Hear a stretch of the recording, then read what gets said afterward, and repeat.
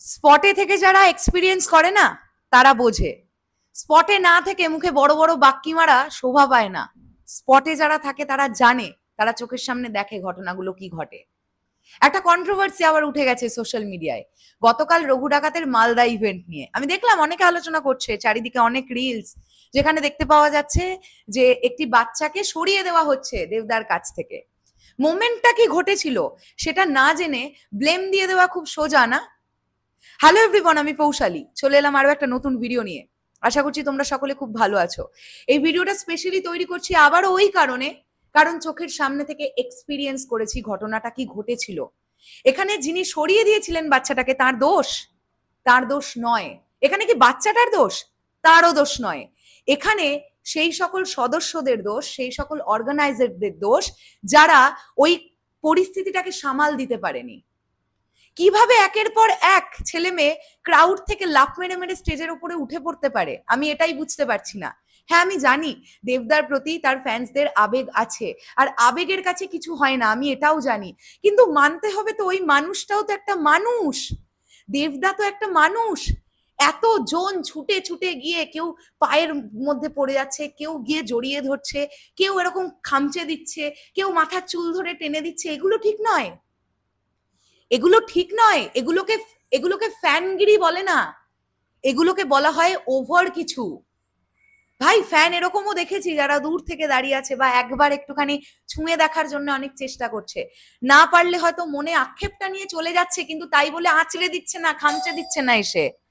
তো এগুলো ঘটছে, আমরা তো দেখতে পাচ্ছি।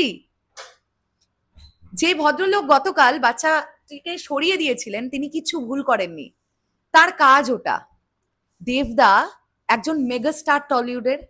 দেবদা একটি রাজনৈতিক দলের এমপি, মিনিস্ট্রি অফ পার্লামেন্ট, এটা ভুলে গেলে চলবে না। তার সিকিউরিটি অবশ্যই ম্যাটার করছে, পশ্চিমবাংলার কাছে বিরাট ম্যাটার করছে।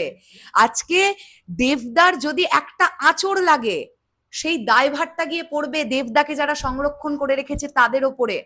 তারা তাদের ডিউটিটা করবে না? তাদের তো ডিউটিটা করতেই হবে, তারা কি করবে?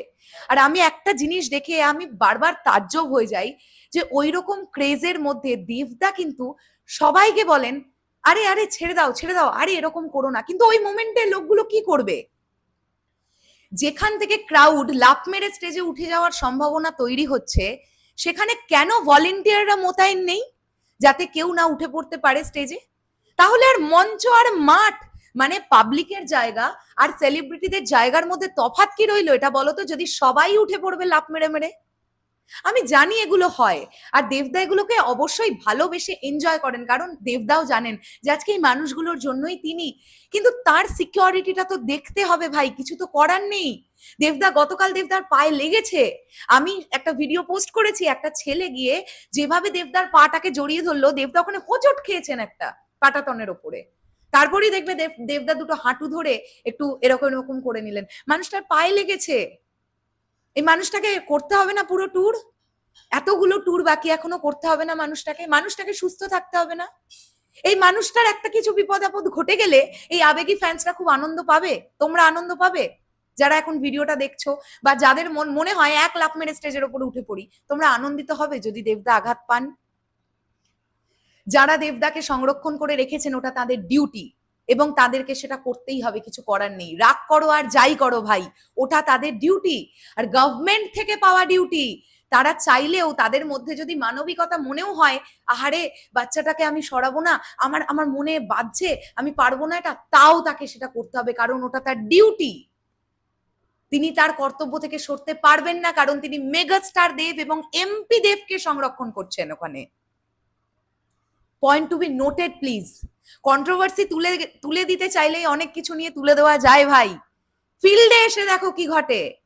মুখে বাক্যি মারা না, শুধু অবাক হয়ে যাই দেখে, অবাক হয়ে যাই।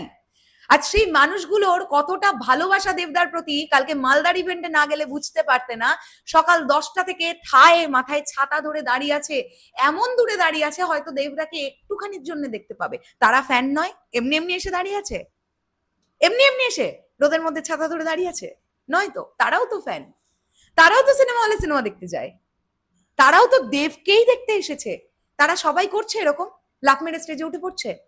আর আমি একটা জিনিস লক্ষ্য করলাম, গতকাল এত বাজে লেগেছে আমার, একটি পার্টিকুলার ছেলে, আমি তো জানি না তার নাম, দেবদা দেবদা বলে ডাকছে।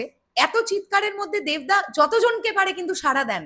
সবাইকে সাড়া দেওয়া দেবদার পক্ষেও সম্ভব নয়, কারণ দেবদার কান পর্যন্ত পৌঁছতে হবে। তো একদিকে এরকম স্টেজে গান বাজছে, অন্যদিকে অ্যাঙ্কার যিনি আছেন তিনি অ্যাঙ্কারিং করছেন, তার মধ্যে গাদা খানেক লোক যারা অর্গানাইজাররা আছেন, হোতারা আছেন, তারা তো আছেনই, তার সঙ্গে আরো লোকজন উঠে পড়ছে।